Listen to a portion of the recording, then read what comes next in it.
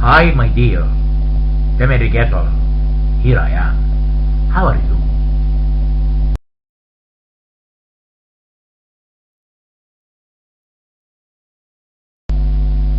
My dear, continually chapter 11, water sedimentation, part D, floods.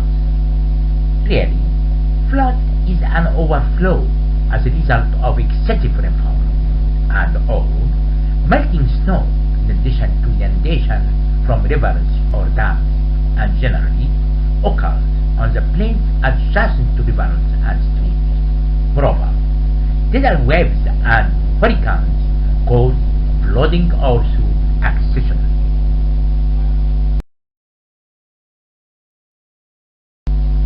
Figure showing the damage effects of flood on roads.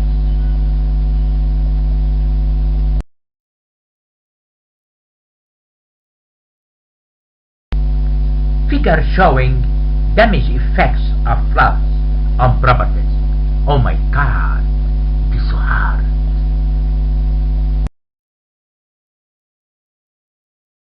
Flood frequency and recurrence. Flood frequency denotes the probability of occurring equal or more floods, as 10% frequency means that the flood has 10 times of 100 chances of occurring, while recurrence intervals denote the number of years in which a flood can be expected to occur, as shown in the enclosed equation.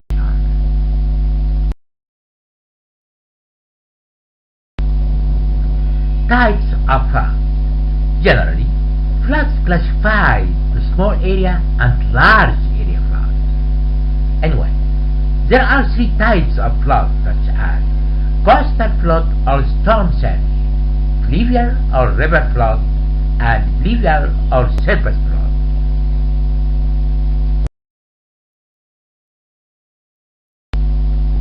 Floods damage and destruction. Really, it can be classified to many classes such as direct losses to properties, yields, buildings, roads, and lands. Indirect losses such as depreciated properties, traffic delay, and loss of income, and intangible losses, which including community, insecurity, health hazards, and loss of life.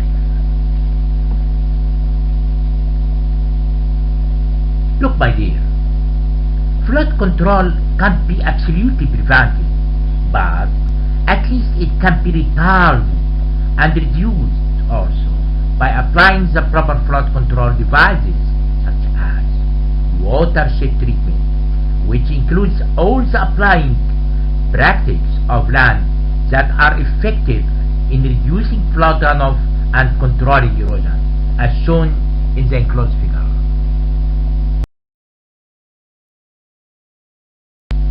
Figure showing the effect of soil texture and vegetation cover time on flood runoff.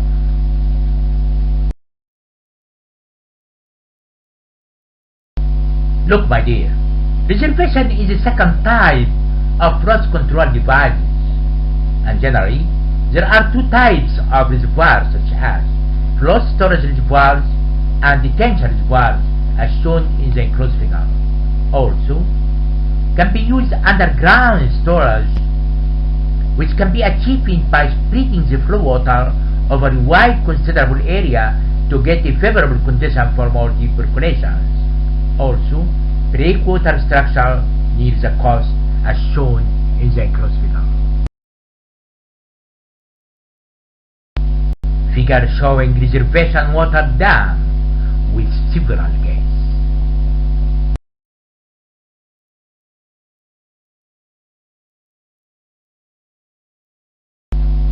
Figure showing water diversion control canal.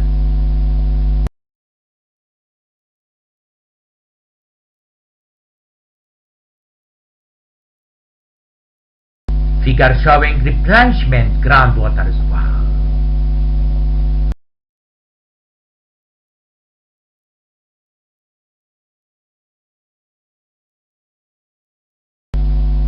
Figure showing breakwater coastal structure.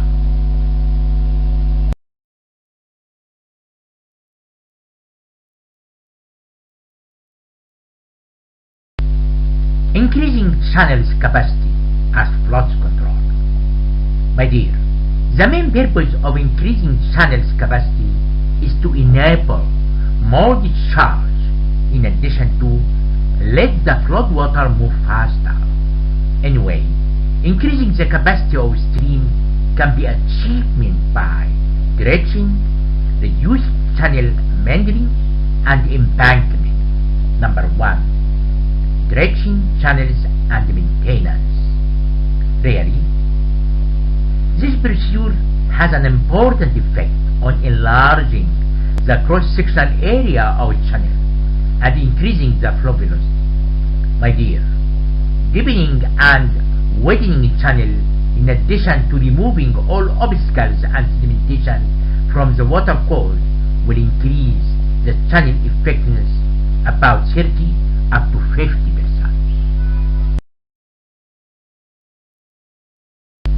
My dear, increasing the channel capacity can be done also by meandering to provide cutoffs.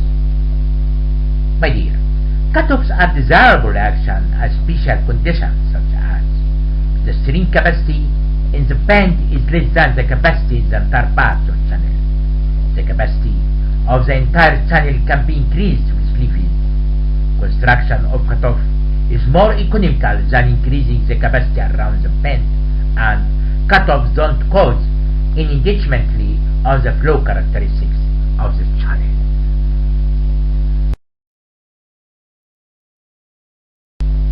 The effect of single cutoff at steady flow on a uniform slope along a bend is shown in the enclosed figure. Follow it, my dear, by yourself. It is so easy and clear.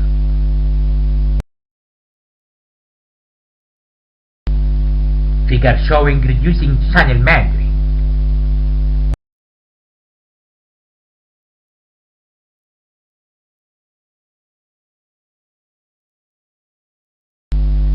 Moreover, embankments also can be used for increasing channel capacity.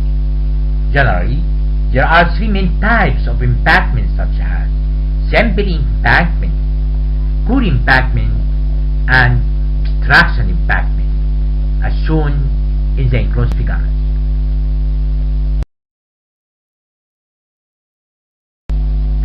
Figure showing simple embankment type.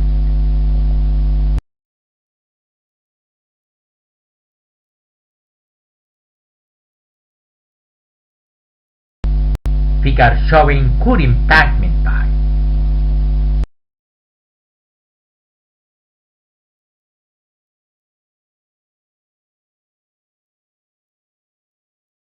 Moreover, using river defense such as sandbag sacks is an important device to prevent rivers from bursting out its path, as shown in the enclosed figure in front of you, my dear.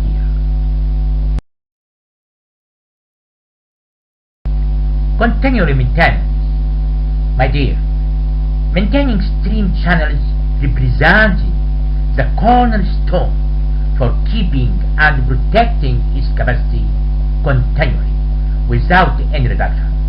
Protection channel banks and reduction sedimentation are the main purpose of maintenance procedures such as banks protection, really retarding the water flow to decrease its velocity along channel banks, especially along the concave position. It's very important to keep and protect banks from any probable erosion, as shown in the enclosed figure.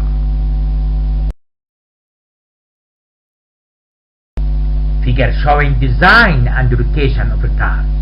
Follow it, my dear, by yourself. It is so easy and explains well. Look, my dear, sedimentation can be reduced by settling basins and or by land treatment. Moreover, construction a barrier system can be used also for removing debris and sediments from mountain streams by different designs such as cross dikes, lateral dikes, and temporary sand dune barriers.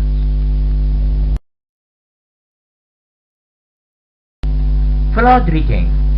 It is the process of calculating storage water level in the reservoir, the reservation volume and outflow rates corresponding to a particular inflow hydrograph at various instances. Generally, there are two commonly methods which can be used for flood rating process, such as graphical method and integration method. Number one, graphical method. Generally, the relation between inflow and outflow and storage capacity in reservoir during a time can be defined as shown in the enclosed equation. Look, my dear, the rest of graphical method equations, follow it by yourself. It is so clear and easy.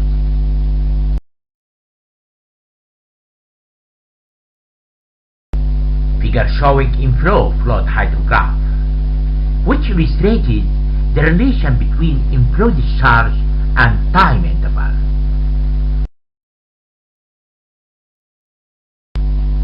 My dear, follow the steps from P up to D to detect both outflow discharge and storage capacity values at any reservation level as shown in the enclosed figure.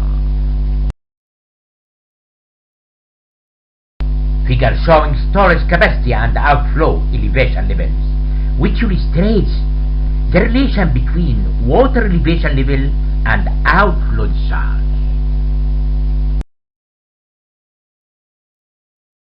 Look, my dear, the rest of procedures for drawing the flood rating curve as shown in the enclosed figure.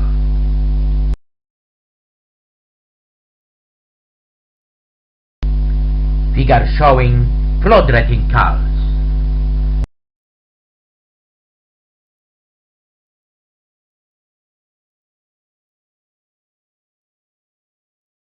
Look, the second method of calculating the flood rating is integration method.